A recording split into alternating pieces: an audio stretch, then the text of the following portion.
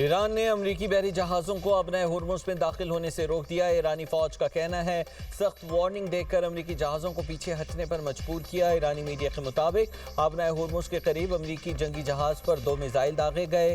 امریکی جہاز نے وارننگ کو نظر انداز کیا۔ واقعہ جزیرہ جاسک کے قریب پیش آیا۔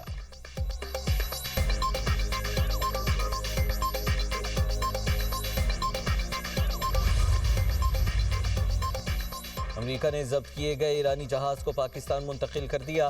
نائب وزیر اعظم اسحاق ڈار کی تصدیق۔ کہا ایرانی عملے کو گزشتہ رات پاکستان لایا گیا۔ عملے کو آج ایرانی حکام کے حوالے کیا جائے گا۔ ایرانی جہاز کو مرمت کے بعد پاکستان سمندری حدود سے واپس بھیجا جائے گا۔ عملے اور جہاز کی واپسی ایران اور امریکہ کے تعاون سے ممکن ہوئی۔ اسحاق ڈار نے اس پیش رفت کو اعتماد سازی کی مثبت مثال قرار دے دیا۔ کہا اقدام خطے میں اعتماد سازی کے لیے اہم پیش رفت ہے۔ پاکستان ایسے اعتماد سازی کے اقدامات کا خیر مقدم کرتا ہے۔ خطے میں امن کے لیے سفارتکاری کو فروغ دیتے رہیں گے۔ امن کے لیے ثالثی جاری رکھیں گے۔ بحری جہاز توسکا کو ناکہ بندی توڑنے پر 19 اپریل کو امریکی فوج نے قبضے میں لیا تھا۔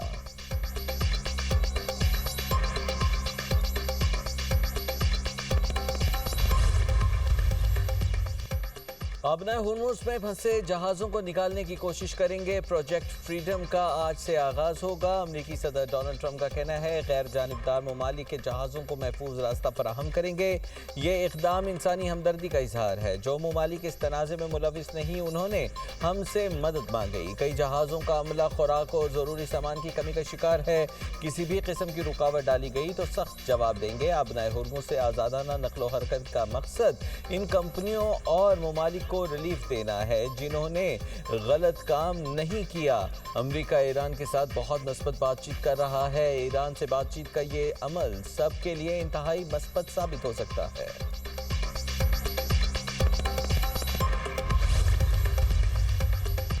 جنگ کے خاتمے کے لیے سفارتی عمل میں سست روی کا ذمہ دار امریکہ ہے۔ واشنگٹن کو اپنے مطالبات سے دستبرداری میں دشواری کا سامنا ہے۔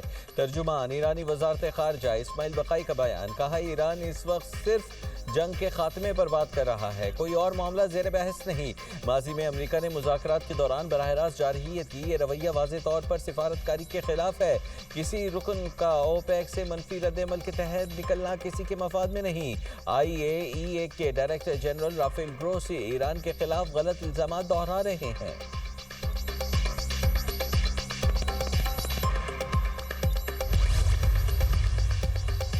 ابنائے ہرمز میں امریکی مداخلت کو جنگ بندی کی خلاف ورزی سمجھا جائے گا۔ ایرانی نیشنل سیکورٹی کونسل کے سربراہ ابراہیم عزیزی کا بیان۔ کہا ابنائے ہرمز خلیج فارس کو ٹرمپ کے بیانات سے نہیں چلایا جا سکتا۔ اس معاملے میں بیان بازی کی کوئی گنجائش نہیں۔ الزام تراشی پر مبنی بیانیہ کوئی تسلیم نہیں کرے گا۔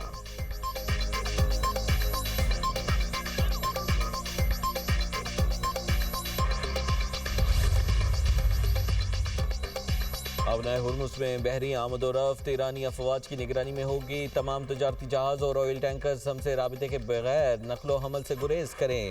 ایرانی مسلح افواج نے ابنائے ہرمز میں سیکیورٹی کے حوالے سے اہم ہدایات جاری کر دی۔ ایک بیان میں کہا امریکہ کی جارحانہ کارروائیاں صورتحال کو مزید پیچیدہ بنا رہی ہیں۔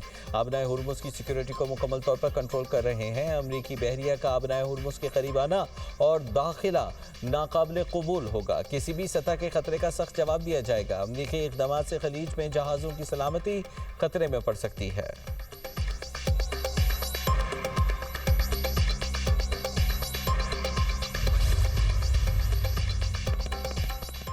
فرانس کی امریکہ اور ایران سے ابنائے ہرمز کو کھولنے کی اپیل۔ صدر میکرون کا کہنا ہے ابیر گزرگاہ کی بحالی فریقین کے تعاون کے ذریعے ہی ممکن ہے۔ یک طرفہ عسکری اقدامات بحران کا حل نہیں ہو سکتے۔ فرانس کسی بھی غیر واضح فوجی کارروائی میں حصہ نہیں لے گا۔ برطانوی وزیر اعظم کیئر سٹارمر کا کہنا ہے توانائی بحران کے اثرات واضح طور پر سامنے آ رہے ہیں۔ ابنائے ہرمز کو دوبارہ کھولنے کے لیے بین الاقوامی تعاون اہم ہے۔ یوکرین اور ایران تنازعات دنیا کی معیشت پر اثر ڈال رہے ہیں۔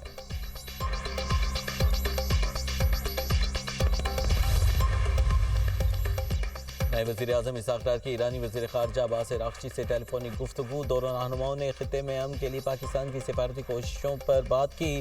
ترجمان دفتر خارجہ کے مطابق ایرانی وزیر خارجہ نے پاکستان کے کردار اور مخلصانہ ثالثی کی کوششوں کو سراہا. اسحاق ڈار کا تعمیری روابط کے فروغ کے لیے پاکستان کے عزم کا اعادہ. نائب وزیر اعظم نے کہا مسائل کے حل اور دیرپا امن کے لیے سفارتکاری ہی واحد راستہ ہے. نائب وزیر اعظم اسحاق ڈار سے ناروے کے نائب وزیر خارجہ کی ملاقات. خطے کی بدلتی ہوئی صورتحال پر تبادلہ خیال. اسحاق ڈار نے امن و استحکام کے لیے پاکستان کی مسلسل کاوشوں کو اجاگر کیا.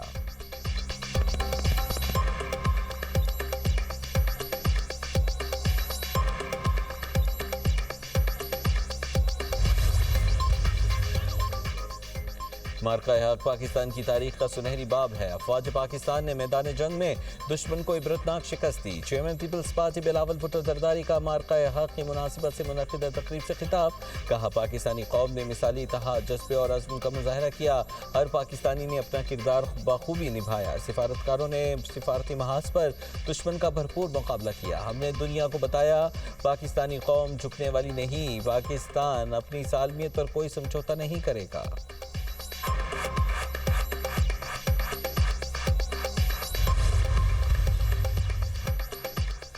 پاکستانی قوم نے بھارتی جارحیت کا منہ توڑ جواب دیا. پاکستانی فوج، رافیل اور عوام بھارتی ڈرون گرا رہے تھے. وزیر اعلیٰ سندھ سید مراد علی شاہ کا مارکہ حق کو 1 سال مکمل ہونے پر تقریب سے خطاب. کہا بھارت کے 2 رافیل طیاروں سمیت کئی جہاز گرائے. انڈیا نے میلی آنکھ سے دیکھا تو پوری قوم متحد ہو گئی تھی.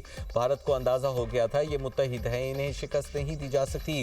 شرجیل انعام احمد نے کہا کہ پاک فوج نے ثابت کیا پاکستان کا دفاع ناقابل تسخیر ہے. مارکہ حق میں ہماری فوج نے بھارت کو منہ توڑ جواب دیا. ہمارے لیے مارکہ حق میں فتح کسی عید یا تہوار سے کم نہیں. مارکہ حق قومی یکجہتی اور سیسہ پلائی دیوار جیسے اتحاد کی علامت ہے. نئی نسل نے صرف جنگوں کا سامنا کیا اور سنا تھا، پہلی بار براہ راست مشاہدہ بھی کیا. کسی ملک میں ہمت نہیں پاکستان کی طرف میلی آنکھ سے دیکھے.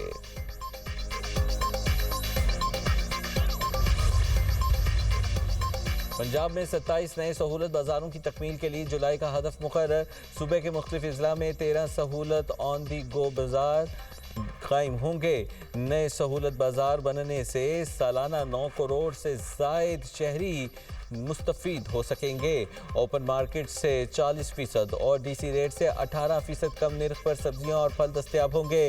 بھکر، میاں والی، پاک پتن اور دیگر شہروں کی تحصیلوں میں نئے سہولت بازار بنیں گے. خانے وال، فیصل آباد، جنگ، ٹوبہ ٹیک سنگھ، بہاولپور، بہاول نگر، اکاڑا، سیالکوٹ، گجرات اور سرگودا بھی نئے سہولت بازار پروجیکٹ میں شامل ہیں. مریم نواز نے کہا پنجاب کے عوام کو سستی اور معیاری اشیاء کی فراہمی کا عہد ہر صورت نبھائیں گے. سہولت بازار میں کم سے کم نرخ پر سبزیاں اور پھل ملنے سے عوام کو معاشی ریلیف ملے گا.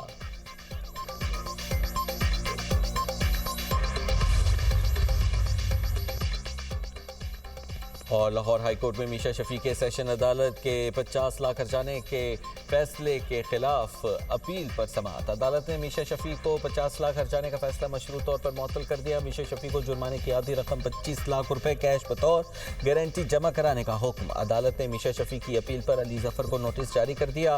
عدالت نے میشا شفیع کے وکیل کی ٹرائل کورٹ کا مکمل فیصلہ معطل کرنے کی استدعا مسترد کر دی.